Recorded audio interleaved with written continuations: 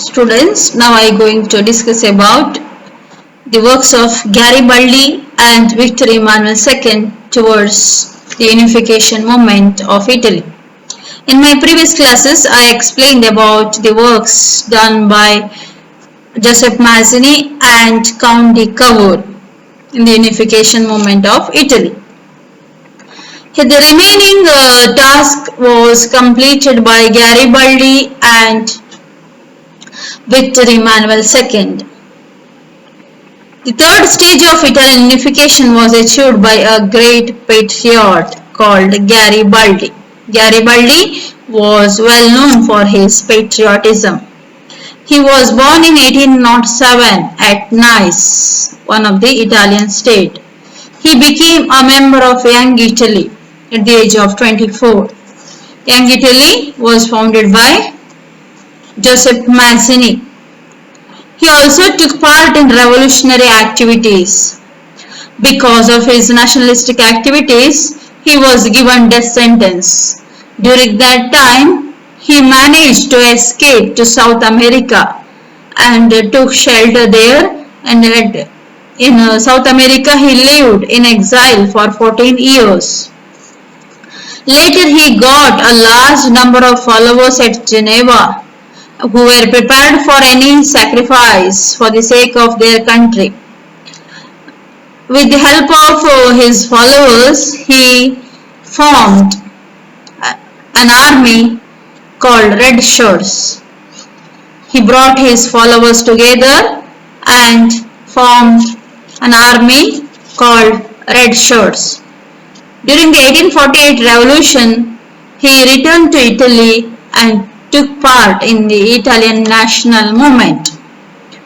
In 1860, the people of Sicily sought his help against the Bourbons. Sicily was one of the Italian state which was ruled by or under the control of Bourbons of France. Immediately Garibaldi went with his army, that is Red Shirts, and within 2 months this Sicily was annexed. He defeated Francis II, the Bourbon leader, and he annexed Sicily. Then he went to Naples and defeated Francis II again. With this, Sicily and Naples were annexed to the Union of Italy. Thus, Garibaldi had conquered the kingdom of the two Sicilies. That is, Sicily and Naples were conquered and then annexed to the Union of Piedmont or Italy. After this, Garibaldi turned his attention towards Rome. Rome was controlled by the Pope. Rome was occupied by a French garrison to protect the Pope. Here Rome was protected by a French troop. If Rome was attacked, it meant an attack upon France, because here France kept its forces at Rome to protect the Pope. So Cavour felt that the situation was full of danger. Hence he decided to guide papal states. When Garibaldi turned his attention towards Rome, it was not supported by Cavour. Cavour did not like the move of Garibaldi and prevailed upon Victor Emmanuel II to prevent Garibaldi. Here Cavour prevented Garibaldi from his move towards Rome because Rome was protected by France. So an army of Victor Emmanuel II was sent to Rome in order to prevent the moves of Garibaldi towards Rome. Here Garibaldi's main aim was unification of Italy. So he handed over Naples and Sicily to Victor Emmanuel II. Garibaldi is called the sword of Italian unification because of his works and contributions. Garibaldi is called as the sword of Italian unification. He was a true patriot, refused to accept titles and honors which were offered to him. So he went back to his village and lived the life of a peasant. After handed over all the responsibilities to Victor Emmanuel II, he went back to his village or hometown and led his life as a peasant. The unity of Italy was almost achieved with the works of Garibaldi, or he completed the third stage of the unification of Italy.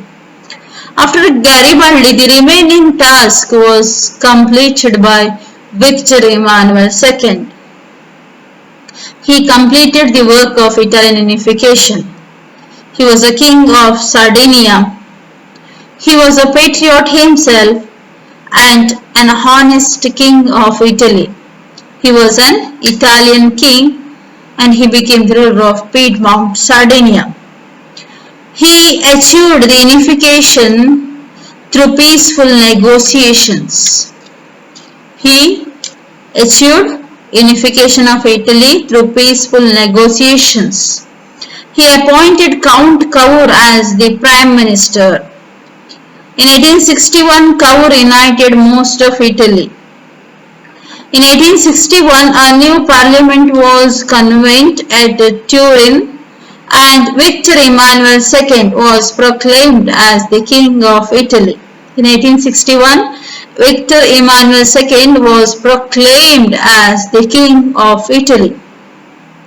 But at that time, the unification of Italy was not yet completed.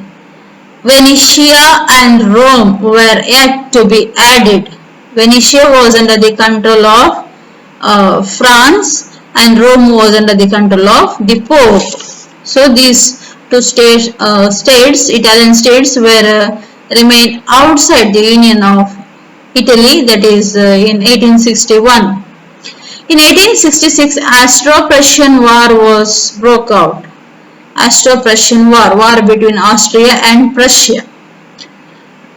And during that war, when that war was broke out, this Victor Emmanuel II, he supported Prussia because he wanted to achieve the unification of Italy by annexing Venetia, which was under the control of Austrians.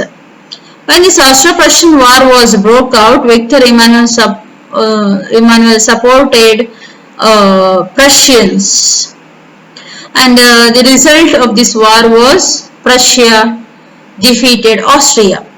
In this war, Prussia achieved victory and Austria was compelled to give Venetia to Italy. In this, Italy was annexed Venetia. Venetia became the part of Italy. In 1870, the Franco-Prussian War broke out.